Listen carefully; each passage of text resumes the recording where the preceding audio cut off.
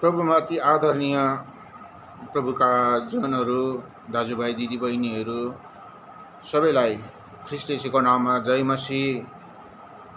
र आज म विशेष गरेर तपाईहरुको समक्षमा एउटा वचनलाई बोल्न गइराखेको छु। म वचनलाई लिएर आइराखेको छु। अनि यो वचनले आज के भन्छ हामीलाई भन्दाखेरि चाहिँ धेरैचोटि हामी प्रभुका मानिसहरू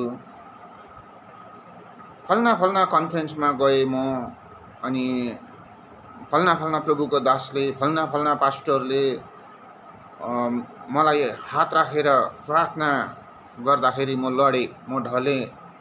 अनि फल्ना ठाउँमा म आराधना गरिराखेको थिएँ, अनि म यस्तो प्रकारले म लडे भनेर हामी थुप्रै यस्तो कुराहरू हामी पाउँछौँ मण्डलीमा।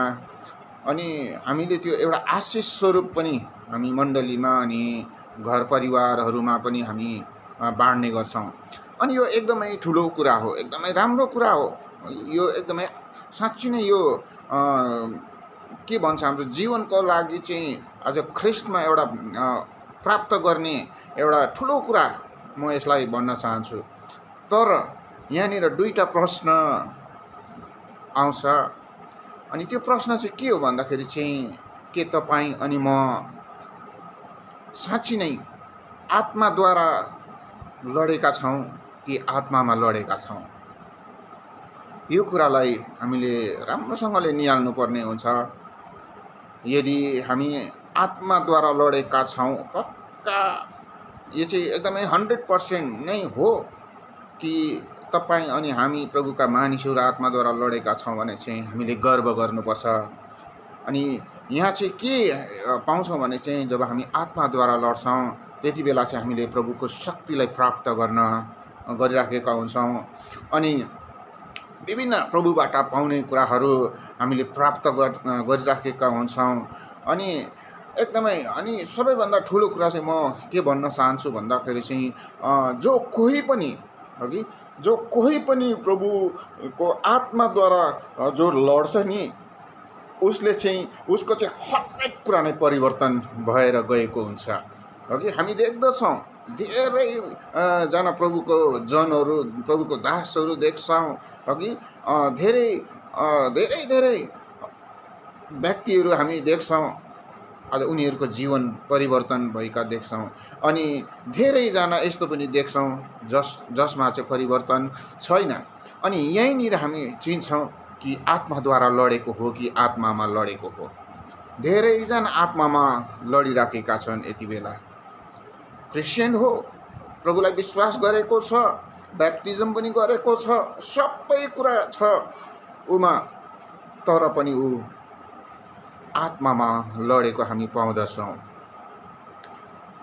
किनकि आज धेरै क्रिस्चियनहरू पनि, धेरै प्रभुको मानिसहरू आत्मामा लडेको हामी कसरी चिन्छौँ भन्दाखेरि चाहिँ आत्मामा लडेको व्यक्तिले जहिले पनि म नै जान्ने, म नै सबै थोक, अनि आज मलाई के भन्छ आदर गर्नुपर्छ, हगि मैले भनेको मान्नुपर्छ भन्ने ठाउँमा उभिएका हामी पाउँदछौँ।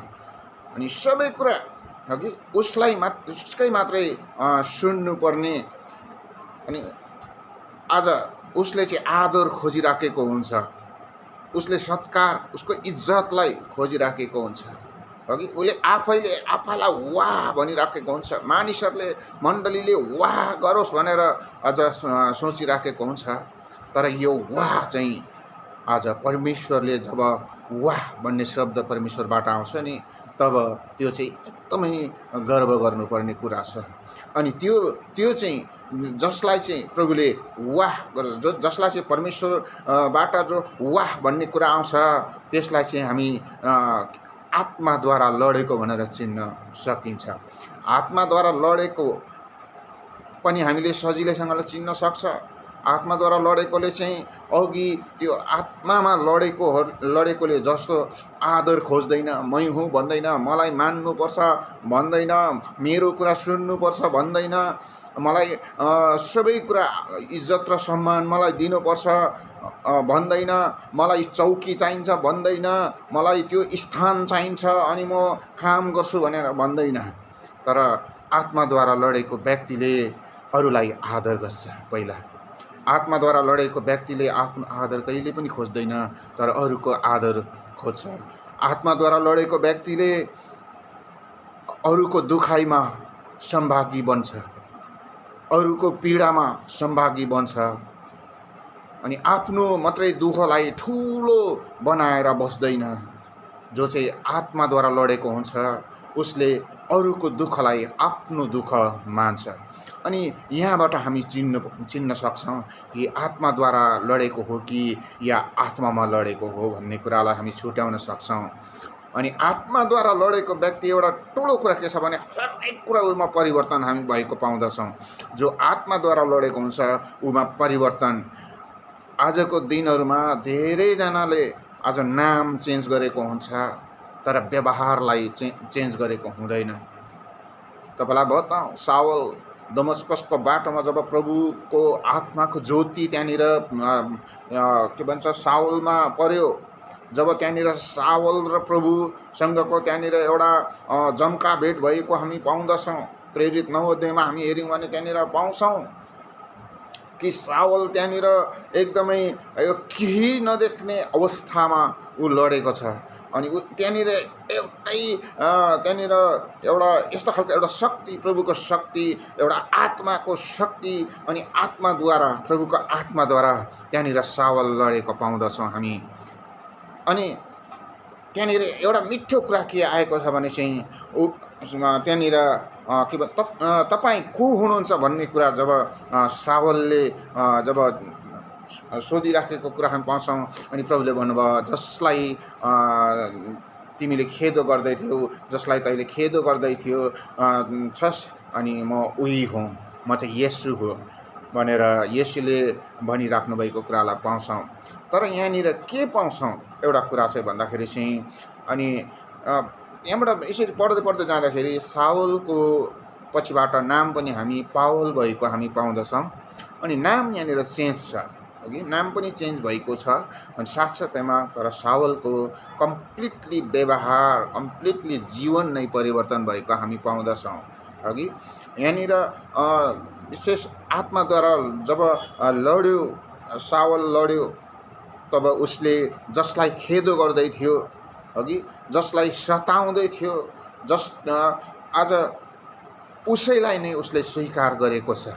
अनि यहाँबाट हामी के बुझ्न पर्छ भने चाहिँ आत्माद्वारा लडेकोले चाहिँ इन्कार होइन तर स्वीकार गर्ने शक्ति उमा हुन्छ। अघि आज ऊ त्यो फल्ना यस्तो, ढिस्का यस्तो, अघि त्यो सानो, त्यो ठुलो, त्यो उच्च, त्यो एकदमै तल्लो दर्जा, माथिल्लो दर्जा भनेर कहिले पनि बस्दैन। आत्माद्वारा लडेको व्यक्तिले चाहिँ, आत्माद्वारा लडेको व्यक्तिले जहिले पनि आफू सर स्वीकार गर्छ। जसरी ख्रिस्टलाई, अघि ख्रिस्ट येशूलाई यहाँनिर साउलले स्वीकार गरेको पाउँछौँ। अनि यहाँनिर अर्को कुरा चाहिँ के पाउँछौँ भने चाहिँ साउल चाहिँ जब लड्यो नि, ऊ चाहिँ आत्माद्वारा लडे पश्चात चाहिँ ऊ चाहिँ एउटा ठुलो गवाई भएर यहाँनिर गवाई भएको हामी पाउँछौँ। प्रभुको कामको निम्ति अगाडि आएको पाउँछौँ। अनि प्रभुको धेरै कुराहरू गरेको पाउँछौँ। अनि प्रभुको निम्ति धेरै कुराहरू सतावटहरू पनि भोगेको कुराहरूलाई पाउँछौँ। ओके, पावल यस्तो खालको व्यक्ति भयो पछिबाट गएर।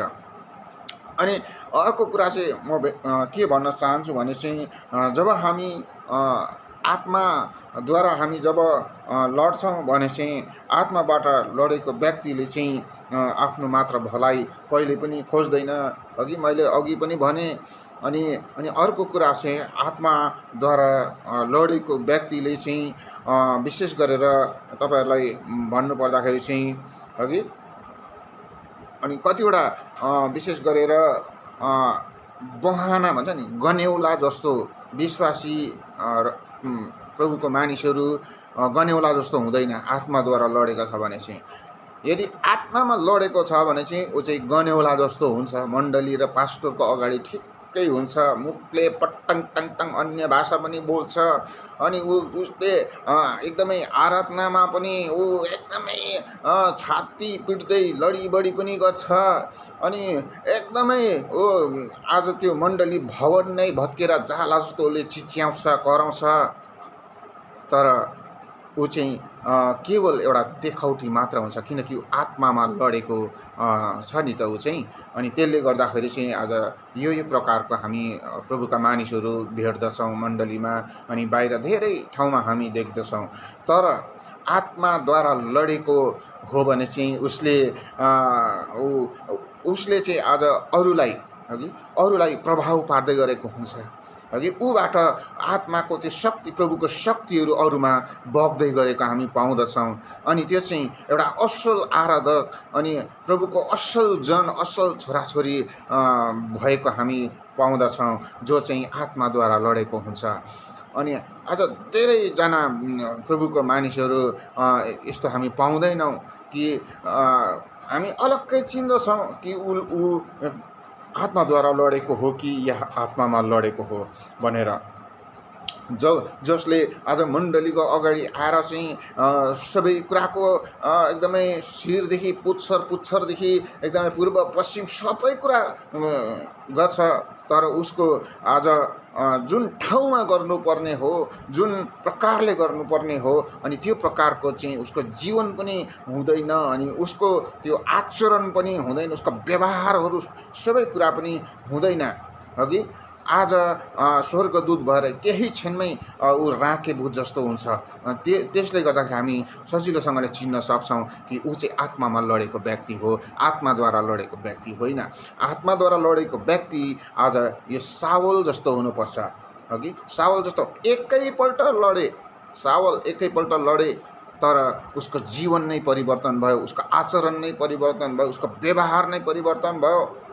तर आज हाम्रो विश्वासी, हाम्रो प्रभुको मानिसहरू चाहिँ आज एकपल्ट होइन, दुईपल्ट होइन, 1000 पल्ट लड्दा पनि जस्तोको तस्तै किन जस्तोको तस्तै भन्ने प्रश्न आउँछ। र यसको एन्सर चाहिँ के हुन्छ भन्दाखेरि चाहिँ ऊ आत्माद्वारा लडेको कदापि पनि होइन, ऊ चाहिँ आत्मामा लडेको हो भन्न सकिन्छ। किनकि आत्माद्वारा जब सावल लड्यो, ऊ पावल भयो, अनि उसले विभिन्न कुराहरू आज मानिसहरूलाई प्रभुको कुराहरू बताउने एउटा प्रचारक बनाऊ, एउटा ठुलो प्रभुको एउटा काम गर्ने व्यक्ति भएर खडा भएको छ। धेरै ठाउँहरूमा गएर सुसमाचार प्रचार गरेर प्रभुको नाउँमा मानिसहरूलाई आज बप्तिस्मा दिने कुराहरू, अनि धेरै प्रभुका लिडरहरू खडा गर्ने व्यक्ति भएको हामी पाउँछौँ एकपल्टको लडाइँले। यहाँनिर हामी पाउँछौँ खालि मात्र एकपल्टको लडाइँले। तर आज हामी कतिचोटि लड्यौँ, अनि आत्माद्वारा लड्यौँ कि आत्मामा लड्यौँ, यो कुरा हामीले बुझ्नुपर्छ। हामीले यहाँबाट यदि हामी आत्मामा लडेका छौँ भने चाहिँ अबको समय चाहिँ उठ्ने समय हो, लडेकै हुने होइन। कति आज अर्काले उठाउने मात्र समय होइन, तपाईँ आफू पनि उठ्न सक्नुपर्छ। हामी मुखले मात्रै कतिवटा कुराहरू गरिराखेर आज आत्मा र हाम्रो आत्मिक जीवनले आज गर्नुपर्ने कुराहरू गरिराखेको हुँदैनौँ भने चाहिँ र यति बेला समय छ कि ती सबै कुराहरू हामीले पुरा गर्नुपर्छ। प्रभुको निम्ति हामी अगाडि आउनुपर्छ। हामीले स्थान खोजेर होइन, मलाई आदर गरेन होइन, मैले बोलेको कुराहरूलाई स्वीकार गरेन भनेर होइन। तर म भन्न चाहन्छु, आजको यो वचनबाट भन्न चाहन्छु कि आज म एकदमै कतिको जान्ने छु, म सबै थोक जान्दछु भन्ने कुरा चाहिँ होइन। तर मैले कति जानेको छु, मैले अझै कति जान्नु छ, कति सिक्नु छ भन्न चाहिँ ठुलो हो। वचनले भन्छ, तिमी अरूले तिमीलाई आदर गरेको तिमी चाहन्छौ भने चाहिँ पहिला तिमीले अरूलाई आदर गर भनेर वचनले भन्छ। अनि त्यो अनुसार हो भने हामीले आफूले पहिला गर्नुपर्ने हामी बताउँछ। अनि आत्मामा लडेको व्यक्तिले चाहिँ पहिला आफूले अरूलाई आदर गर्नु सक्छ। आत्मामा लडेको व्यक्तिले आफूलाई नम्र तुल्याउँछ, आफूलाई झुकाउँछ। प्रभुले भन्छ हामी प्रभुलाई हेर्छौँ भने प्रभु मृत्युसम्म पनि आफूलाई होच्याउनु भयो भनेर हामी पाउँदछौँ। अघि मृत्युसम्म पनि, मृत्युको सबै त्यो पीडाहरू सहँदै गर्दा पनि आफूलाई होच्याउनु भयो भनेको कुरालाई हामी पाउँदछौँ। भनेदेखि आज हामी साँच्चै नै के हामी होचिन माग्दछौँ, हामी चाहन्छौँ, हामी सकिराखेका छौँ भन्ने एउटा प्रश्न आउँछ। यदि सकिराखेका छैनौँ भने चाहिँ याद हामीले गर्नुपर्छ कि हामी आत्माद्वारा लडेका छैनौँ, तर आत्मामा लडेका पक्का छौँ भनेर चाहिँ हामीले एउटा यहाँबाट हामीले बुझ्नुपर्छ। र विशेष गरेर तपाईँहरूलाई म भन्न चाहन्छु कि यदि हामी आत्मामा लडिराखेका छौँ भने चाहिँ हामी यस्तो उछिट्टिएको विचारहरू हामीमा आउँछ, उछिट्टिएको सोचहरू यदि हामीमा आउँछ, अघि उटपटाङ कुराहरू आउँछ, हामीलाई घमण्ड आउँछ, अनि एउटा गन्यौले विश्वासी जस्ता जब हुन्छौँ भने चाहिँ हामीले याद गर्नुपर्छ हामी आत्माद्वारा लडेका छैनौँ, तर आत्मामा लडेका छौँ। हवस् त, हामी सबैलाई परमेश्वरले आशिष दिनुहुन्छ।